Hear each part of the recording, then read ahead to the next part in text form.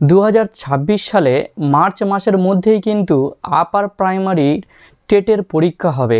এটা কিন্তু আমি বলছি না, বলছে সুপ্রিম কোর্ট।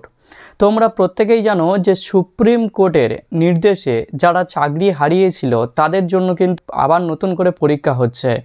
তাই তোমাদের জন্য কিন্তু অবশ্যই এটা মাথায় রেখো যে সুপ্রিম কোর্ট যেহেতু রায় দিয়েছে, তাই তোমাদেরও ওই 26 সালের মার্চ মাসে আপার টেট পরীক্ষা হবেই হবে। তো দেখো বন্ধুরা, আপার প্রাইমারি টেটের পরীক্ষার জন্য তোমাদের কারা কারা পরীক্ষাতে বসতে পারবে, কোন কোন বিষয়ে তোমাদের পরীক্ষা দিতে হবে, এজ লিমিট কত এবং পরীক্ষার প্রশ্নের ধরন কেমন হবে, সমস্ত কিছুই আজ আমি তোমাদের সম্মুখে উপস্থাপন করব। তো প্রথমে দেখো রয়েছে পরীক্ষা দিতে পারবে। কারা কারা পরীক্ষা দিতে পারবে? যাদের গ্র্যাজুয়েশন রয়েছে এবং ডিএলএড রয়েছে তারা কিন্তু এই আপার প্রাইমারি টেট পরীক্ষাতে বসতে পারবে। এছাড়া যাদের গ্র্যাজুয়েশন রয়েছে এবং গ্র্যাজুয়েশনে 50% নম্বর রয়েছে এবং তার সাথে বিএড রয়েছে, তারা কিন্তু এই আপার প্রাইমারি টেট পরীক্ষা দিতে পারবে। তারপরে দেখো যাদের পোস্ট গ্র্যাজুয়েশন রয়েছে এবং বিএড রয়েছে তারাও কিন্তু এই আপার প্রাইমারি টেট পরীক্ষা দিতে পারবে। এইবারে আসি কি কি বিষয়ে তোমাদের পরীক্ষা দিতে হবে। তোমরা এখানে দেখা পাচ্ছ যে চাইল্ড ডেভেলপমেন্ট অ্যান্ড পেডাগজি, এখান থেকে তোমাদের পরীক্ষাতে প্রশ্ন আসবে কত? 30 নম্বর। ল্যাঙ্গুয়েজ বেঙ্গলি থেকে তোমাদের কত নম্বরের পরীক্ষাতে প্রশ্ন আসবে? 30 নাম্বার। ল্যাঙ্গুয়েজ ইংলিশ থেকে তোমাদের পরীক্ষাতে কত নম্বরের পরীক্ষা আসবে? 30 নাম্বার।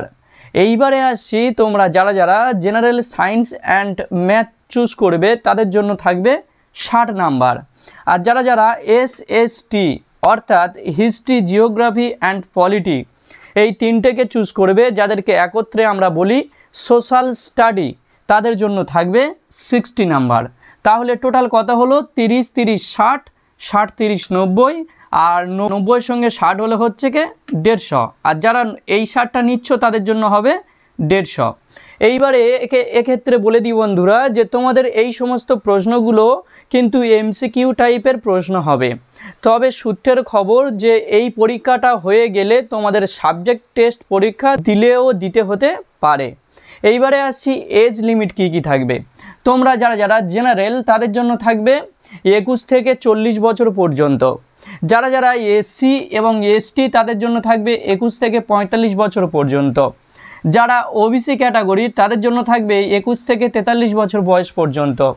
এবং যারা যারা হ্যান্ডিক্যাপড তাদের জন্য থাকবে 21 থেকে 48 বয়স পর্যন্ত। তো বন্ধুরা, সুপ্রিম কোর্টের রায় তোমরা কিন্তু অবহেলা করো না, এখন থেকে পড়াশোনা শুরু করে দাও এবং আমি সিলেবাস বলে দিলাম সেইভাবে তোমরা পড়াশোনা শুরু করে দাও। তোমরা প্রত্যেকেই আশা করছি যে সাকসেস হবেই হবে। তো ভিডিওটি ভালো লাগলে অবশ্যই লাইক এবং চ্যানেলটি সাবস্ক্রাইব করে দিও।